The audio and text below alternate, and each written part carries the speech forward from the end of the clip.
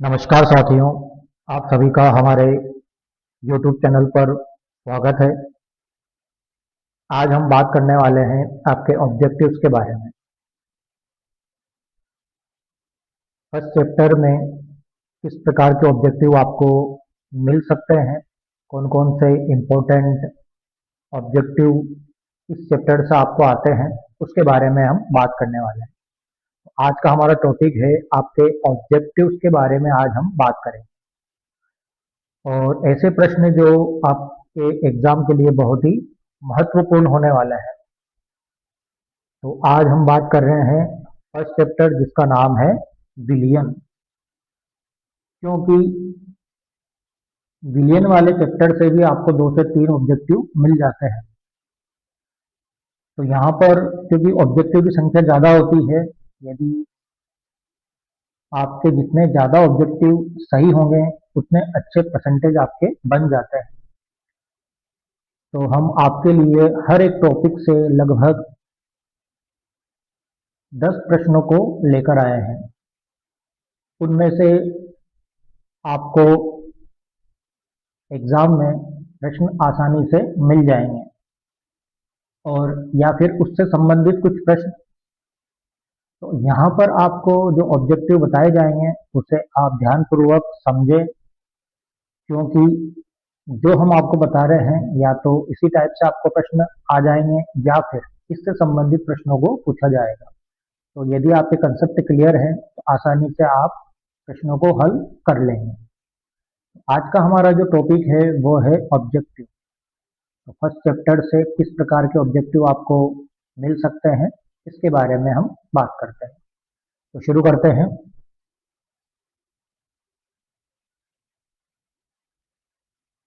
पहला प्रश्न देखिए आप, पीतल जो होता है, पीतल कौन सी धातुओं का मिश्रण होता है? तो पीतल के अंदर जो धातुएं होती है जिसकी सहायता से पीतल बनाया जाता है, तो उसका नाम है कॉपर और जिंक। कॉपर प्लस जिंक के मिश्रण से क्या बनता है? पीतल बनता है। तो उत्तर होगा कॉपर प्लस जिंक। यहाँ पर जो ये विलयन बन रहा है कॉपर और जिंक का, क्योंकि दोनों ही ठोस अवस्था में हमको मिलते हैं, कॉपर भी ठोस अवस्था में और जिंक भी ठोस अवस्था में। तो पूछा जाए कि ये किस प्रकार का विलयन है, तो आपको लिखना है ये ठोस ही विलयन बनेगा जब कॉपर को हम जिंक के साथ मिलाएंगे। अगला प्रश्न है, विलयन किस प्रकार का मिश्रण होता है? तो हम जानते हैं समांगी मिश्रण होता है। विलयन क्या होता है? एक प्रकार का समांगी मिश्रण होता है जिसमें विलय और विलायक आपस में मिल जाते हैं।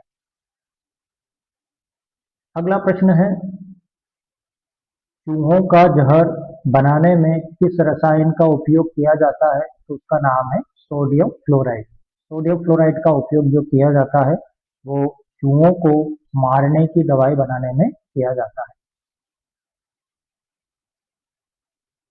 अगला प्रश्न है, दांतों को बचाने के लिए, हमारे जो दांत होते हैं उन्हें बचाने के लिए पानी में फ्लोराइड की सही मात्रा क्या होती है या क्या होनी चाहिए? तो वह होनी चाहिए 1.0 ppm पार्ट पर मिलियन। तो जब 1 ppm होती है तो यह हमारे दांतों के लिए सही होती है। समांगी शब्द का क्या अर्थ है?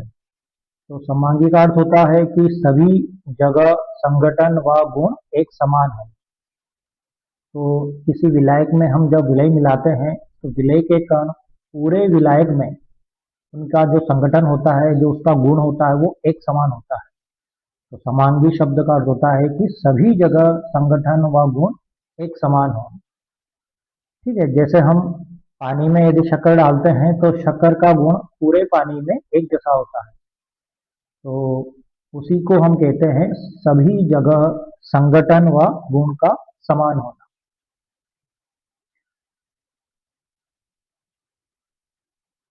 अगला प्रश्न है, जर्मन सिल्वर में निकेल या निकिल के अलावा और क्या होता है? तो निकिल के अलावा जो होता है वो कॉपर और जिंक होता है। तो जर्मन सिल्वर में कॉपर प्लस जिंक होता है।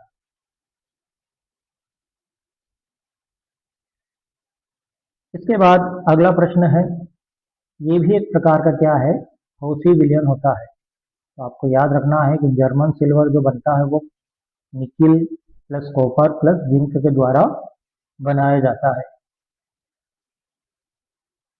इसके बाद जल में फ्लोराइड आयनों की 1.5 ppm सांद्रता क्या करती है। तो यदि सांद्रता बढ़ जाए 1 ppm से ज्यादा हो जाए तो वह क्या करेगी, दांतों में पीलापन लाती है। ठीक है, और यदि 1 ppm रहती है सांद्रता तो वो दांतों के लिए सही होती है, लेकिन 1.5 होने पर यह दांतों में पीलापन लाती है। अगला प्रश्न है, विलयन किस प्रकार का मिश्रण होता है। तो हम जानते हैं कि समांगी मिश्रण होता है। इसके बाद अंतःशिराफोड़ इंजेक्शन हमेशा ऐसे जल में घोले जाते हैं जिनकी सांद्रता किसके समान हो।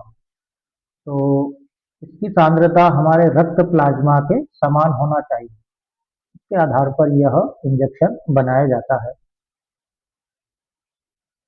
अगला प्रश्न है, विलयन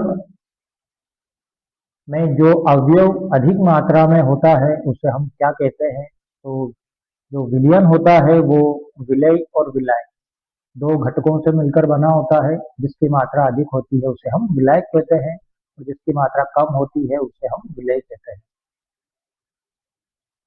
द्विअंगी विलयन में कितने अवयव होते हैं। इसमें दो अवयव होते हैं, एक विलय होगा और एक विलायक होगा। द्वि का मतलब दो। अगला है, कांसा तीन धातुओं का मिश्रण है। तो कांसा जो बनता है ये कॉपर प्लस टिन से मिलकर बनाया जाता है और यह भी एक प्रकार का ठोसी विलयन होता है। अगला प्रश्न है, विलयन की भौतिक अवस्था कौन तय करता है। तो विलयन की भौतिक अवस्था जो तय करता है वो विलायक करता है। यदि विलायक ठोस होगा तो विलयन को हम ठोसी विलयन कहेंगे, द्रव होगा तो द्रवी विलयन, और विलायक गैस रूप में हम लेते हैं तो विलयन गैसीय विलयन कहलाएगा। अगला प्रश्न है, हवा किस प्रकार के विलयन का उदाहरण है। तो हवा में गैस का विलयन होता है। इसमें विलय भी गैस है और विलायक भी गैस है, इसलिए इसको कहेंगे गैस में गैस का विलयन या गैसीय विलयन कहेंगे। जल में घुली हुई ऑक्सीजन किस प्रकार का विलयन है। तो जल में जब हम ऑक्सीजन घोलते हैं तो वह विलयन किस प्रकार का होगा। यहाँ प्रकार पूछा गया है तो यह द्रवी विलयन होगा, क्योंकि इसमें जल जो है वो अधिक मात्रा में है और ऑक्सीजन कम मात्रा में होती है। तो यहाँ पर विलय जल है और विलय क्या है, ऑक्सीजन है। इस कारण से यहाँ पर जो विलयन बनेगा वह बनेगा द्रवी विलयन, और इसे हम कहेंगे द्रव में गैस का विलयन, द्रव में गैस का विलयन। इसका अर्थ है कि द्रव में क्या घुली हुई है, गैस घुली हुई है। अगला प्रश्न है, अमलगम में विलय और विलायक की अवस्था क्या होती है। तो विलय हम जानते हैं जिसकी मात्रा कम होती है, तो अमलगम का उपयोग वहां करते हैं हम जहां पर पारा या मरकरी का उपयोग करते हैं। तो जब पारे को किसी धातु के साथ मिलाते हैं तो वहां पर हम अमलगम का उपयोग करते हैं। तो पारा कम मात्रा में है इसलिए विलय होगा, द्रव अवस्था में होगा, और यहाँ पर विलायक जो होगा वो सोडियम होगा। तो यहाँ पर विलायक ठोस सोडियम और जो विलय होगा वो द्रव अवस्था में होगा।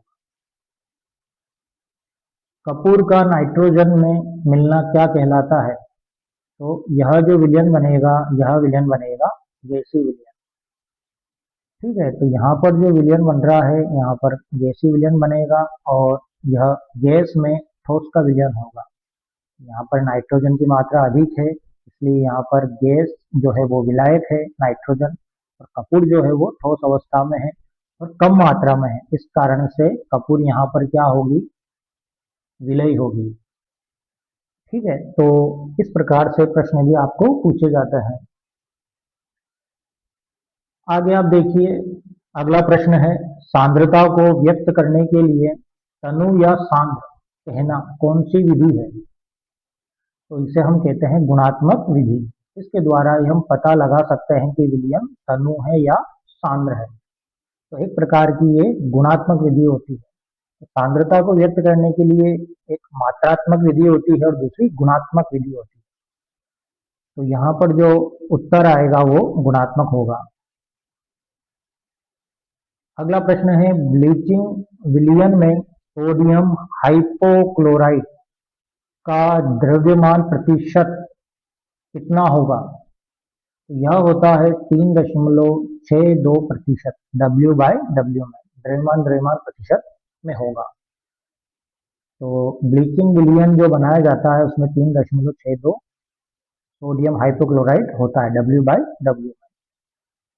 20% W/W चीनी के विलयन का क्या अर्थ है? प्रतिशत का हम जानते हैं कि इसका अर्थ होता है 100, लेकिन ये W/W में है तो 100 में से 20 ग्राम जो है वो विलेय है और बाकी 80 ग्राम जो है वो विलायक है। तो इसका जो अर्थ होगा वह होगा कि 20 ग्राम चीनी को हमने 80 ग्राम पानी में घोल दिया है या घोला गया है, तो कुल कितना हो जाएगा?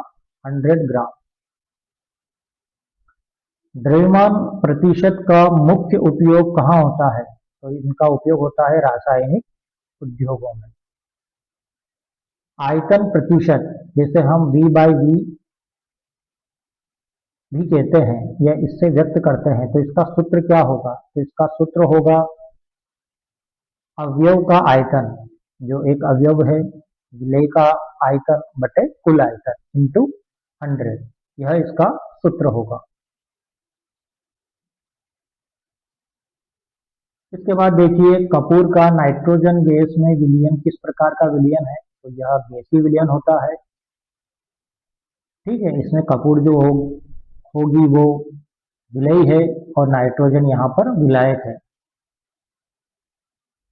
इसके बाद हाइड्रोजन का पैलेडियम में विलयन इसका उदाहरण है। तो यहाँ पर पैलेडियम अधिक मात्रा में होगी, तो यहाँ पर सही आंसर होगा ठोस में गैस का विलयन।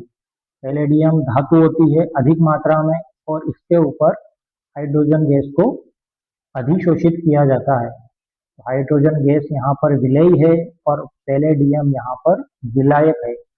इसका सही आंसर होगा ठोस में गैस का विलयन। ठोस यहाँ पर पैलेडियम है और गैस यहाँ पर हाइड्रोजन है।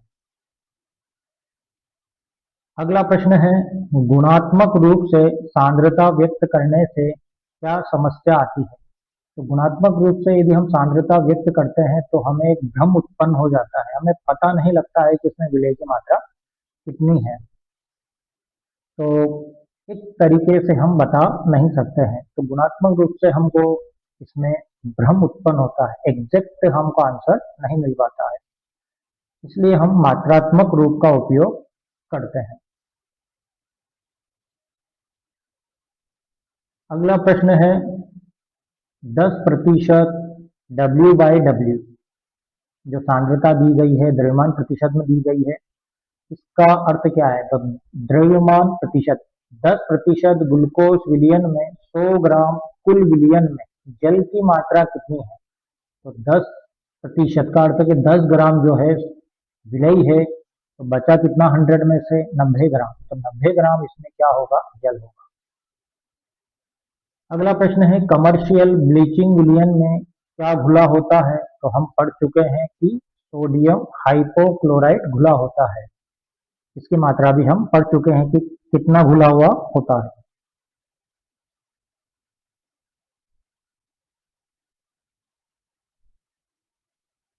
अगला प्रश्न है, 35% V/V एथिलीन ग्लाइकोल का मुख्य उपयोग क्या है? तो इसका उपयोग हम करते हैं वाहनों में इंजन में हिमरोधी के रूप में। वाहनों के इंजन में हिमरोधी के रूप में इसका उपयोग करते हैं। यदि हम एथिलीन ग्लाइकोल मिला देते हैं पानी में तो वह उसे जमने से रोकता है। इसी को हम कहते हैं हिमरोधी, जमने से रोकने वाला घटक या यौगिक। तो एथिलीन ग्लाइकोल क्या करता है? उसके हिमांक को बहुत ज़्यादा कम कर देता है, तो उसका नाम है एथिलीन ग्लाइकोल। का उपयोग हम एंटी फ्रीज वाहनों के इंजन के रूप में करते हैं, इंजन को ठंडा करने के लिए। ठीक है।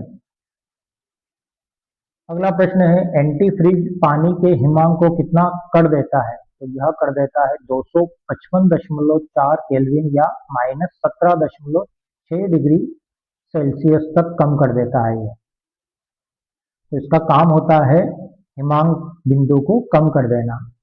तो जब पानी का टेम्परेचर इतना होता है तब जाकर वो जमेगा। अगला प्रश्न है, फार्मेसी में सांद्रता की कौन सी इकाई सबसे ज्यादा उपयोगी होती है? तो सबसे ज्यादा उपयोगी होती है द्रव्यमान आयतन प्रतिशत, W/V। तो फार्मेसी में जो दवाइयाँ, जो सिरप, इंजेक्शन बनाए जाते हैं, उसके लिए द्रव्यमान आयतन प्रतिशत का ज्यादातर उपयोग किया जाता है। इसके बाद W/V में 100 ml क्या दर्शाता है? तो 100 ml क्या दर्शाएगा? कुल विलयन का आयतन को दर्शाएगा, क्योंकि ये जो 100 ml है ये किसमें है? V में, आयतन में। तो 100 ml जो दर्शाएगा वह है विलयन का आयतन। अगला प्रश्न है, द्रव्यमान आयतन W/V में विलय को किसमें मापा जाता है? तो आगे वाला W है ये द्रव्यमान के लिए उपयोग करते हैं हम, और V बराबर आयतन। तो W को ग्राम में व्यक्त करते हैं, तो यहाँ पर जो होगा विलय को किसमें मापा जाता है? तो द्रव्यमान में, आमतौर पर ग्राम में।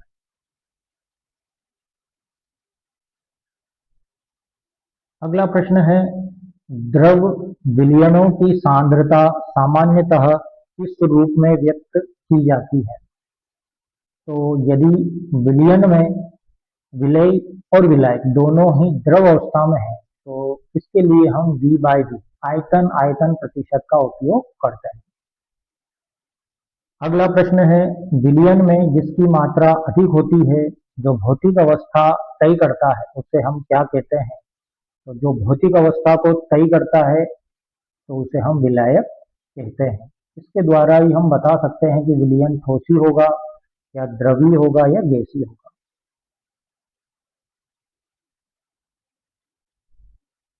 अगला प्रश्न है, पीपीएम का उपयोग कब किया जाता है?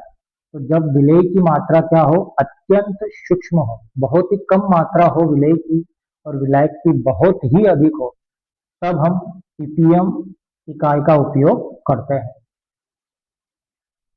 अगला है, पीपीएम के सूत्र में किस संख्या का गुणा किया जाता है? तो 10⁶ या 1 मिलियन या 10 लाख से। समुद्री जल में ऑक्सीजन की सांद्रता कितनी होती है? 1 लीटर में जो होती है वो 5.8 ppm होती है। वायुमंडल में प्रदूषण किस इकाई में मापा जाता है? तो हम जानते हैं कि वायुमंडल बहुत बड़ा है, इसमें कई प्रकार की गैसें होती है, लेकिन उसमें जो प्रदूषित कण होते हैं वो कम मात्रा में होते हैं। तो विलय की मात्रा कम होने के कारण इसका जो इकाई होती है वह होती है पीपीएम या माइक्रोग्राम प्रति ml। अगला प्रश्न है, क्या पीपीएम को W/V के रूप में व्यक्त किया जा सकता है? तो इसका आंसर होगा हाँ। पीपीएम को हम W/W, द्रव्यमान प्रतिशत, आयतन प्रतिशत और द्रव्यमान आयतन प्रतिशत तीनों में ही व्यक्त कर सकते हैं।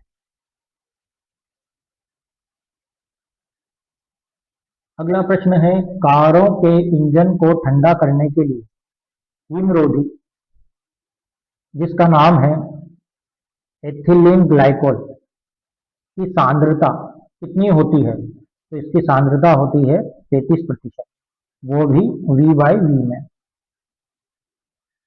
अगला है, फार्मेसी और औषधियों में मुख्य रूप से सांद्रता की कौन सी इकाई प्रयुक्त होती है?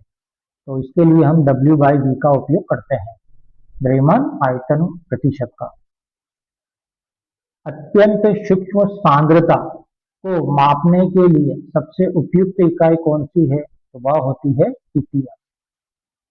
पीपीएम के सूत्र में किसका गुणा किया जाता है? तो 10⁶ का गुणा या 1 मिलियन या 10 लाख का गुणा किया जाता है।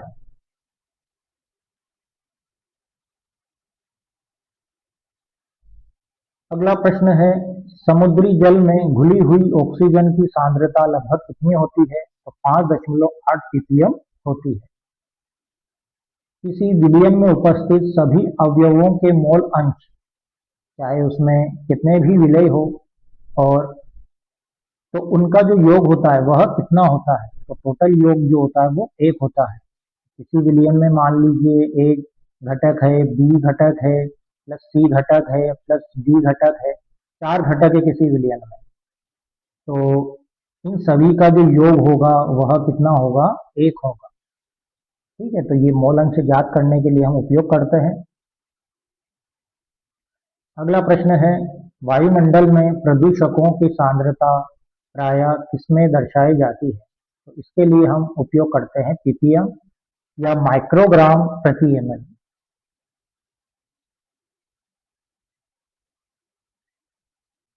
इसके बाद अगला प्रश्न है, मोल अंश का कुल योग हमेशा कितना होता है, तो हम पढ़ चुके हैं कि 1 होता है।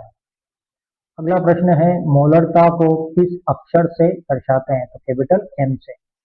मोलरता के सूत्र में आयतन की इकाई क्या होनी चाहिए, तो वह लीटर होती है या घन डेसीमीटर होती है या क्यूबिक डेसीमीटर।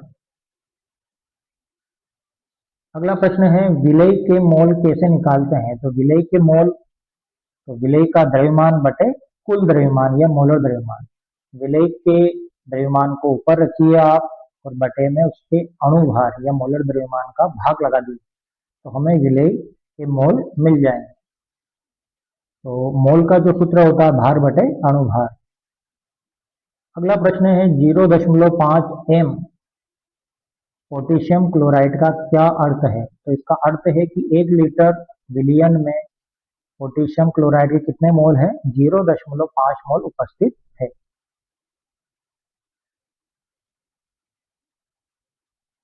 अगला प्रश्न है, मोललता को किस अक्षर से दर्शाते हैं, तो मोललता को हम स्मॉल एम से व्यक्त करते हैं। और अगला प्रश्न है, मोललता के सूत्र में बटे में क्या होता है, तो हम विलायक के द्रव्यमान का भाग लगाते हैं, तो विलायक का द्रव्यमान किलोग्राम में लेते हैं। अगला प्रश्न है, कौन तापमान पर निर्भर करता है, तो तापमान पर मोलरता निर्भर करती है। ठीक है, तो तापमान का प्रभाव जो होता है वो मोलरता पर होता है। मोलरता तापमान पर क्यों निर्भर करती है, क्योंकि यह आयतन पर आधारित है। तापमान के साथ क्या हो जाता है, आयतन बदलता है, तो आयतन बदलेगा तो मोलरता में भी परिवर्तन आ जाएगा। इस कारण से मोलरता जो होती है वह तापमान पर निर्भर करती है। द्रव्यमान प्रतिशत पर तापमान का क्या प्रभाव पड़ता है, तो तापमान का कोई प्रभाव नहीं होता है। तो द्रव्यमान प्रतिशत पर, मोल अंश पर, इन पर मोललता पर ताप का कोई प्रभाव नहीं होता है। अगला प्रश्न है कि निम्नलिखित में कौन सी सांद्रता इकाई तापमान पर निर्भर करती है, तो मोलरता जो होती है इस पर तापमान का प्रभाव होता है। अगला है, 1.00 एम पोटेशियम क्लोराइड विलयन का क्या अर्थ है, तो इसका अर्थ है 1 मोल पोटेशियम क्लोराइड 1 किलोग्राम विलायक में उपस्थित है। सोडियम हाइड्रोक्साइड का मोलर द्रव्यमान कितना होता है, तो सोडियम हाइड्रोक्साइड जो होता है इसका जो अणुभार या मोलर द्रव्यमान होता है वो 40 होता है, क्योंकि हम जानते हैं सोडियम का परमाणु भार 23 होता है, एक ऑक्सीजन का 16 और एक हाइड्रोजन का 1 होता है, तो टोटल मिलाकर ये कितना हो जाएगा, 40 ग्राम प्रति मोल हो जाएगा।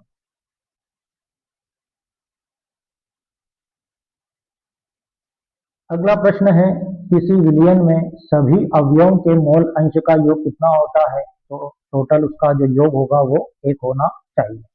सभी मोल अंश का जो आंसर आता है वो सही होगा। मोलरता की इकाई क्या होती है, तो हम जानते हैं मोल प्रति लीटर, और यदि मोललता के बारे में पूछे तो मोल प्रति किलोग्राम होगी। यदि आप तापमान बढ़ाते हैं तो विलयन की मोलरता पर क्या प्रभाव पड़ेगा, तो मोलरता क्या हो जाएगी, घटेगी। क्यों घटेगी, क्योंकि तापमान बढ़ने पर आयतन बढ़ता है, तो आयतन बढ़ेगा तो उसकी सांद्रता क्या हो जाएगी, कम हो जाएगी, तो मोलरता क्या होगी, घटेगी। मोलरता ज्ञात करने के लिए हमें विलयन के किस घटक की आवश्यकता होती है? तो यदि हमें मोललता ज्ञात करना है तो विलायक के द्रव्यमान की आवश्यकता होगी। अगला प्रश्न है कि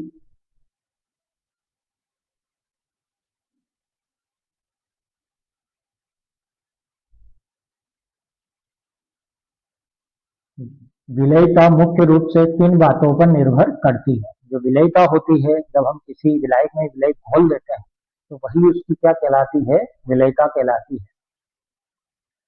तो विलेयता मुख्य रूप से चार बातों पर निर्भर करती है: विलेय की प्रकृति, विलायक की प्रकृति, ताप और दाब।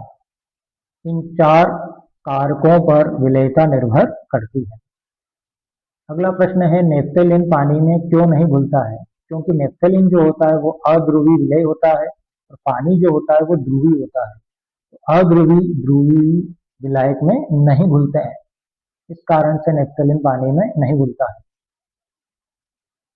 जब घुलने और अलग होने की गति समान हो जाए तो उसे हम क्या कहते हैं? तो उसे हम गतिक साम्य कहते हैं। ठीक है, तो जब हम किसी विलायक में विलेय मिला रहे हैं तो पहले विलय मिल चुका था और ज्यादा विलय हमने मिलाया तो उसमें जो मिला हुआ विलय था वो तो बाहर निकल गया, विलायक से अलग हो गया, और जो बाहर से मिला रहा है वो मिल रहा है। तो इस प्रकार जो घुला हुआ है वो अलग हो रहा है। तो इस प्रकार की गति जो होती है वो समान हो जाती है, जितनी मात्रा में घुल रहा है उतनी मात्रा में से उसमें से विलय बाहर निकल रहा है। इसे हम गतिक साम्य कहते हैं। वह विलयन जिसमें विलय जिसमें और विलय नहीं घोला जा सकता है तो उसे हम क्या कहते हैं? संतृप्त विलयन कहते हैं। और संतृप्त विलयन से कम घोला जाए तो वो असंतृप्त विलयन कहलाता है, और संतृप्त विलयन से अधिक घोल दिया जाए तो उसे अति संतृप्त विलयन कहते हैं। विलीनीकरण का उल्टा क्या होता है? तो वह होता है क्रिस्टलीकरण। अगला प्रश्न है, ऊष्माशोषी प्रक्रिया में ताप बढ़ाने पर क्या होगा? तो यदि प्रक्रम ऊष्माशोषी है और ताप बढ़ाया जाए तो विलेयता और क्या होगी? बढ़ेगी। तो विलेयता का मान क्या हो जाएगा? यहाँ पर बढ़ जाएगा। तो ऊष्माशोषी के लिए विलेयता क्या होगी? बढ़ेगी। अगला प्रश्न है कि ठोसों की विलेयता पर दाब का असर क्यों नहीं होता है? क्योंकि ठोस और द्रव जो होते हैं असंपीड्य होते हैं, इस कारण से दाब का कोई असर नहीं होता है। अगला प्रश्न है, जलीय जंतु पानी में जीवित कैसे रहते हैं? इसका मूल कारण है उस पानी में घुली हुई ऑक्सीजन।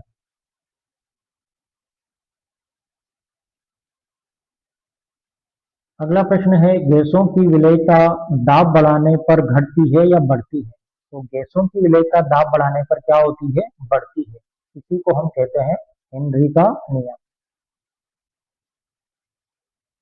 पिस्टन को दबाने पर गैसीय कणों का क्या हो जाता है या क्या होता है? तो जब हम पिस्टन से दबाते हैं गैसीय कणों पर हम दबाव उत्पन्न करते हैं तो वे द्रव की सतह से अधिक टकराते हैं और ज्यादा घुलते हैं। तो इसकी जो विलेयता होती है, गैसों के कण पास पास आ जाएंगे और विलायक में ज्यादा मात्रा में वो घुल जाएंगे।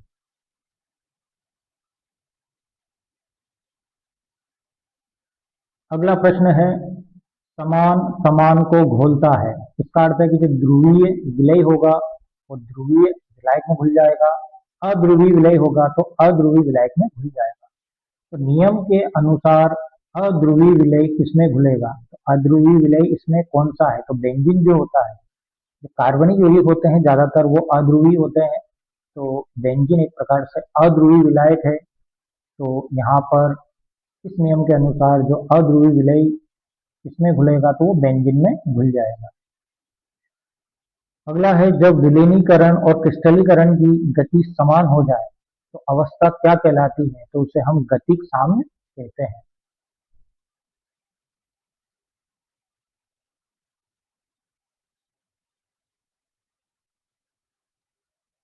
अगला प्रश्न है, ले शाते लिए नियम के अनुसार यदि घुलना ऊष्माक्षेपी है तो ताप बढ़ाने पर विलेयता क्या होगी? घटेगी। यदि ऑलरेडी ही प्रक्रम ऊष्माक्षेपी है, ऊष्मा बाहर निकल रही है और हम ताप बढ़ा रहे हैं, तो उसमें घुला हुआ या घुली हुई गैस जो हो जाएगी वो कम हो जाएगी, तो विलेयता क्या हो जाएगी? घट जाएगी। ठोसों की द्रवों में विलेयता पर दाब का क्या प्रभाव या दाब का प्रभाव नगण्य क्यों होता है? क्योंकि हम जानते हैं कि जब हम दबाव उत्पन्न करते हैं या प्रेशर डालते हैं तो ठोसों पर कोई प्रभाव नहीं होता है, वे असंपीड्य होते हैं। इस कारण से कोई प्रभाव नहीं होता है या नगण्य हम उसका प्रभाव मानते हैं। अगला प्रश्न है, ठंडे पेय पदार्थों में कार्बन डाइऑक्साइड भरने के लिए क्या किया जाता है? तो इसके लिए हम क्या करते हैं? दाब बढ़ाया जाता है। तो जो कोल्ड ड्रिंक्स आती है उसमें कार्बन डाइऑक्साइड भरी होती है, तो आपने देखा होगा जब हम ढक्कन खोलते हैं थोड़ा सा उसको हिलाने के बाद तो उसमें बबल्स बाहर निकलना शुरू हो जाते हैं, क्योंकि दाब कम हो जाता है तो CO2 बाहर निकल जाती है। तो CO2 क्या करती है? कार्बन डाइऑक्साइड उस कोल्ड ड्रिंक के जो उसका टेस्ट जो होता है उसको तीखा कर देती है, थोड़ा टेस्ट बढ़ा देती है, इस कारण से कार्बन डाइऑक्साइड का उपयोग करते हैं। अगला प्रश्न है, हेनरी के नियम का सही गणितीय रूप क्या है? तो इसका सही रूप होगा P बराबर के एच इंटू एक्स। P बराबर जो है दाब है जो हम बाहर से लगाते हैं, x बराबर जो गैस के मोल अंश है वो है, और के बराबर हेनरी स्थिरांक है। तो दाब जितना बढ़ाया जाएगा, जो गैसीय कण है या गैस के जो मोल अंश है उसकी मात्रा भी ज्यादा विलायक में घुलेगी, तो दाब बढ़ाने पर विलेयता क्या होगी? बढ़ेगी। इसी को हम कहते हैं हेनरी का नियम। अगला प्रश्न है, दाब और मोल अंश के बीच खींचे गए ग्राफ का ढाल क्या दर्शाता है? तो वो हेनरी स्थिरांक को दर्शाता है, क्योंकि इस प्रकार का बनता है। ठीक है, यदि हम दाब बढ़ाएंगे तो विलेयता भी बढ़ेगी। तो यहाँ पर ये जो है ये के एच है। ठीक है, तो दाब बढ़ाने पर के एच का मान, सॉरी, जो ढाल होगा वो इस प्रकार से हेनरी स्थिरांक के रूप में आपको दिखाई देता है। तो दाब बढ़ाने पर मोल अंश भी बढ़ते हैं।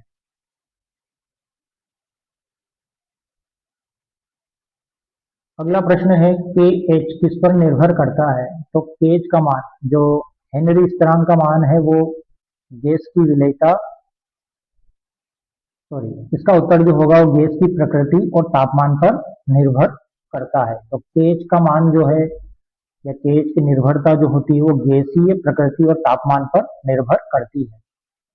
तो केच का मान बदल जाएगा यदि गैस की प्रकृति बदल दी या फिर तापमान बदल दिया तो केच का मान भी बदल जाएगा।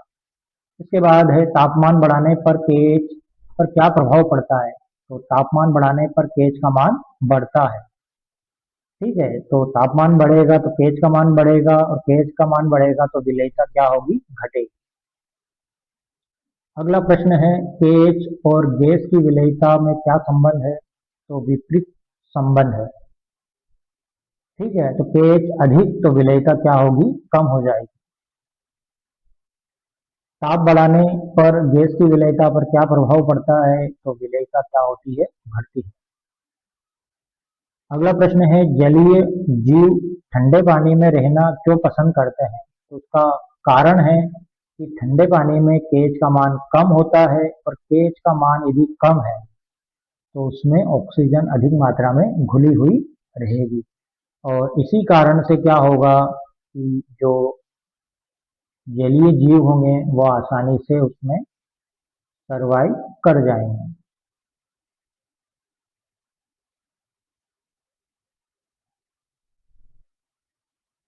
अगला प्रश्न है, 1 लीटर में H2O के कितने मोल होते हैं? तो 1 लीटर में मोलों की संख्या जो होगी वो 55.5 मोल होगी। तो यदि आपको ज्ञात करना है तो 1000 में आप जल का जो अणुभार होगा, मोलर द्रव्यमान होगा, वो 18 होगा। तो जब इसमें इसका भाग लगाएंगे तो हमें मिल जाएगा 55.5 मोल।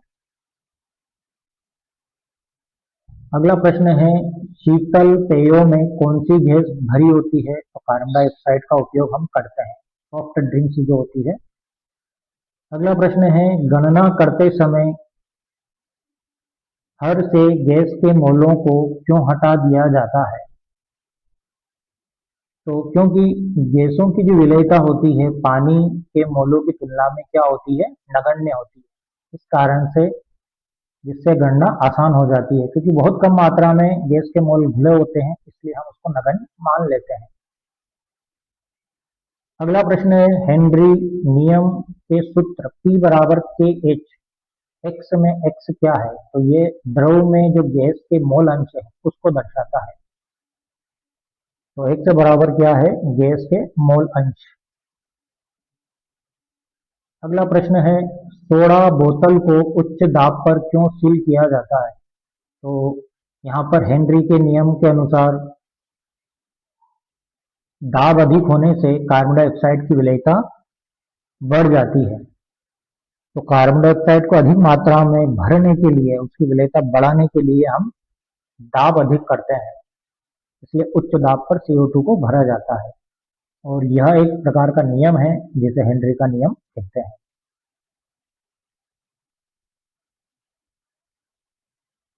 अगला प्रश्न है, गोताखोरों की सतह पर आने पर किस मेडिकल समस्या का सामना करना पड़ता है? तो जब गोताखोर गोताखोर क्या होते हैं? जब समुद्र की गहराई में वो जो जाते हैं उसी को हम कहते हैं गोताखोर। तो जब गोताखोर समुद्र की गहराई पर जाते हैं और फिर लौटकर सतह पर आते हैं, तो उसमें किस प्रकार की समस्या उनमें उत्पन्न हो जाती है? तो उसका नाम है बेंट्स।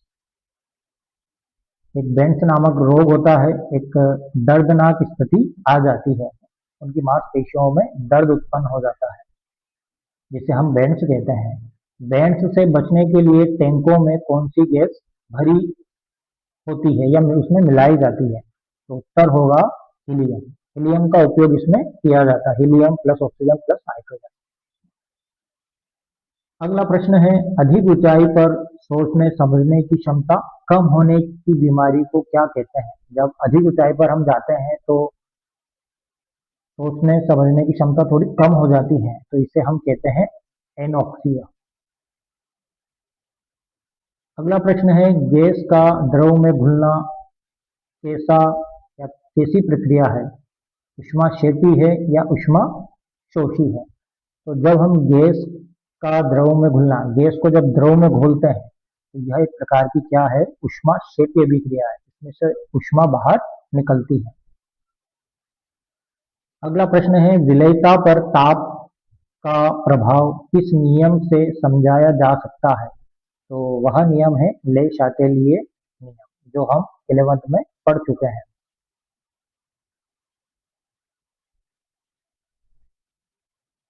अगला प्रश्न है, हेनरी स्थिरांक KH का मान किस पर निर्भर करता है? तो गैस की प्रकृति पर निर्भर करता है। और इसके अलावा ठीक है, तो गैस की प्रकृति पर निर्भर करता है। अगला प्रश्न है, ताप बढ़ाने पर जल में घुली हुई ऑक्सीजन की विलेयता क्या होगी? घटेगी। तो ताप बढ़ाएंगे तो ऑक्सीजन की मात्रा और कम हो जाएगी।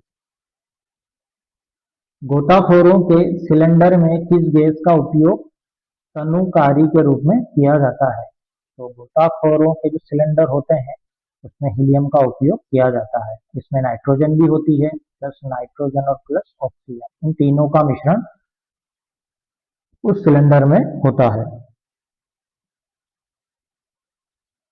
पहाड़ों पर रहने वालों में ऑक्सीजन की कमी से होने वाले रोग को क्या कहते हैं? तो इसे हम एनोक्सिया कहते हैं। अगला प्रश्न है, सोडा वाटर की बोतल में उच्च दाब पर कौन सी गैस घुली होती है? तो कार्बन डाइऑक्साइड। गैसों का द्रव में घुलना किस प्रकार की प्रक्रिया है? तो यह एक प्रकार की ऊष्माक्षेपी प्रक्रिया होती है। द्विअंगी विलयन में कितने अवयव होते हैं? तो दो होते हैं, एक विलेय होता है और एक विलायक होता है। तो आज हम कुछ इम्पोर्टेंट ऑब्जेक्टिव को हमने सॉल्व किया है। अगले वीडियो में हम कुछ और इसी चैप्टर के ऑब्जेक्टिव को सॉल्व करेंगे। यदि आपको इस वीडियो में यदि कोई डाउट है तो आप कमेंट्स बॉक्स में पूछ सकते हैं, और अपने दोस्तों को भी इस वीडियो को आप शेयर करें। और इस वीडियो को आप 2 से 3 बार देखेंगे तो ये जो प्रश्न है ये आपको आसानी से याद हो जाएंगे। तो आप प्रैक्टिस करिए, क्योंकि प्रैक्टिस करेंगे तो आपको एग्जाम में समय कम लगेगा। तो आज के लिए इतना ही। वीडियो देखने के लिए बहुत बहुत धन्यवाद।